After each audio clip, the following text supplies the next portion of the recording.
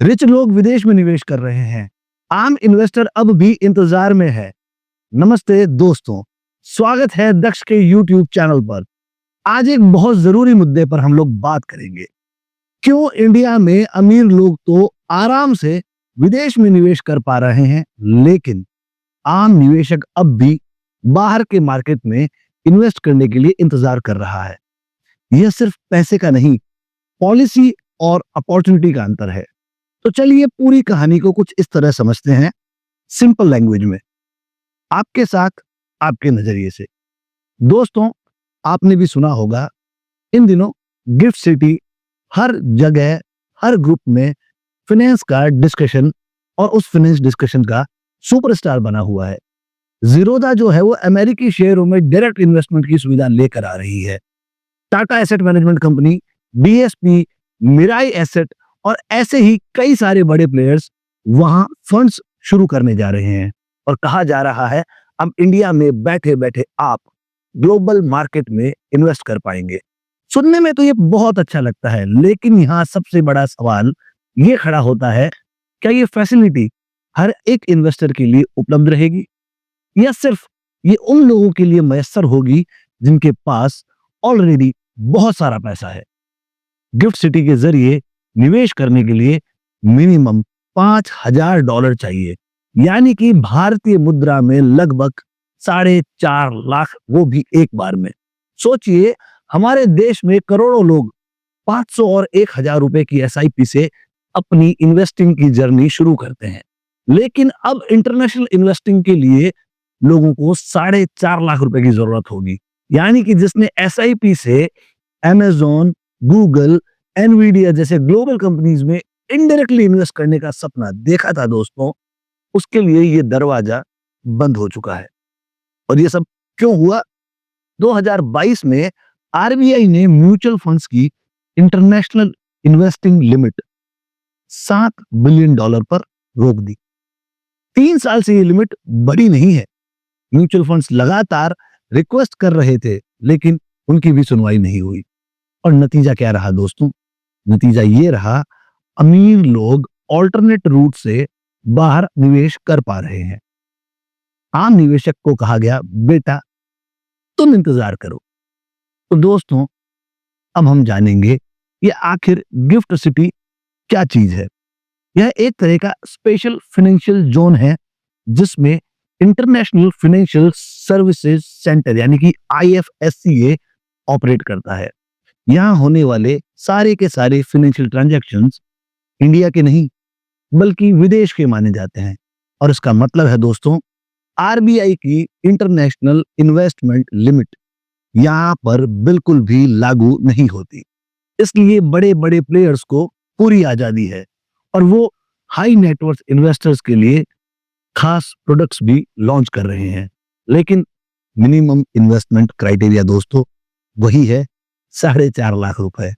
तो नए अपॉर्चुनिटीज के द्वार खुल रहे हैं, लेकिन केवल उन लोगों के लिए जिनके पास ऑलरेडी बहुत ज्यादा पैसा है। अब बात करेंगे गवर्नमेंट की पॉलिसीज में आम निवेशकों के लिए भला क्या रखा है। LRS यानी कि लिबरलाइज्ड रेमिटेंस स्कीम, इसके तहत हर इंडियन साल में केवल और केवल $2.5 लाख यानी कि लगभग 2 करोड़ ही बाहर भेज सकता है। लेकिन यहां अगर हम ग्राउंड रियलिटी को समझे तो इंडिया में सिर्फ कुछ लाख लोग ही इतनी बड़ी रकम बाहर भेज पाएंगे। बाकी के करोड़ों छोटे निवेशक म्यूचुअल फंड्स के थ्रू ही ग्लोबल इन्वेस्टिंग किया करते थे।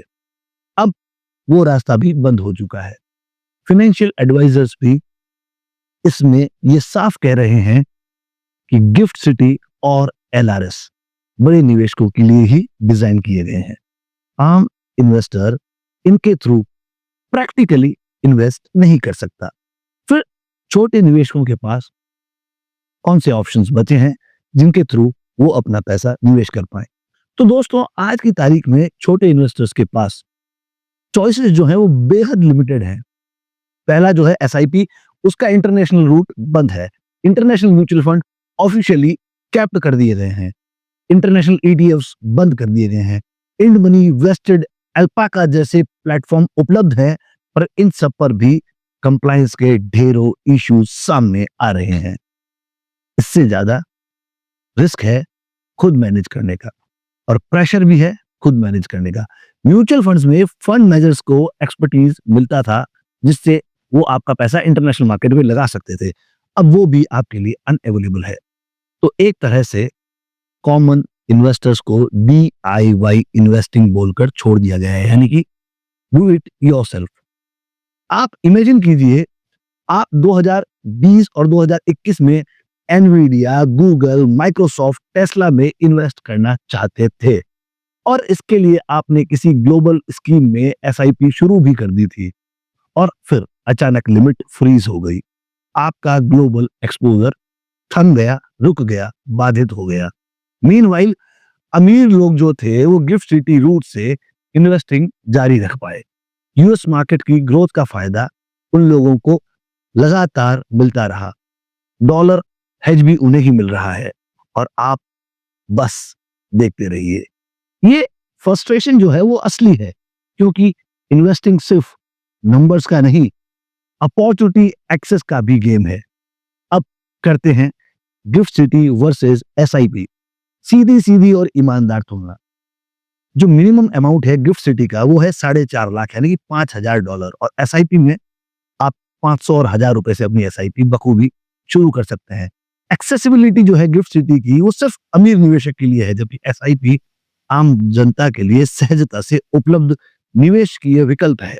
Global stock access gift city में हाई है, जबकि SIP में फिलहाल के लिए बंद है। रिस्क मैनेजमेंट गिफ्ट सिटी में एक्सपर्ट मैनेजर्स के हाथ में है, जबकि SIP में भी ये लो ही है। रेगुलेशन गिफ्ट सिटी का जो रेगुलेशन है वो IFSC एक RBI फ्री जोन के जरिए है, जबकि SIP में वो SEBI और RBI के हाथों में है।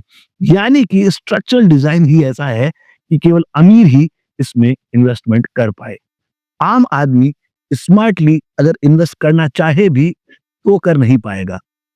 दोस्तों, कहानी बिल्कुल साफ है। गिफ्ट सिटी ने ग्लोबल इन्वेस्टमेंट की एक नई दुनिया अवश्य खोल दी है, लेकिन फिलहाल इसमें एंट्री सिर्फ अमीरों के लिए है।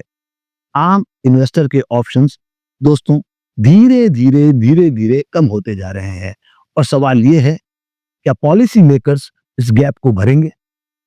आप इस इशू को खुद कैसे देखते हैं? क्या इंटरनेशनल इन्वेस्टिंग फिर से सबके लिए खुलनी चाहिए? दोस्तों, इस वीडियो के अंत में कमेंट में जरूर बताइएगा। इस वीडियो को ज्यादा से ज्यादा लोगों के साथ शेयर कीजिएगा, ताकि ये बात ज्यादा से ज्यादा लोगों और निवेशकों तक पहुंचे। और हाँ, हमारे चैनल को सब्सक्राइब करना बिल्कुल भी ना भूलिएगा। हमारी कंपनी का ध्येय वाक्य है सरल, सुरक्षित और संपन्न, क्योंकि हम बनाते हैं आपके निवेश को सरल तथा सुरक्षित, ताकि बन पाए आप संपन्न। रहिए सूचित और चुनिए सुरक्षित। मिलेंगे अगले वीडियो में, तब तक के लिए शुक्रिया, धन्यवाद।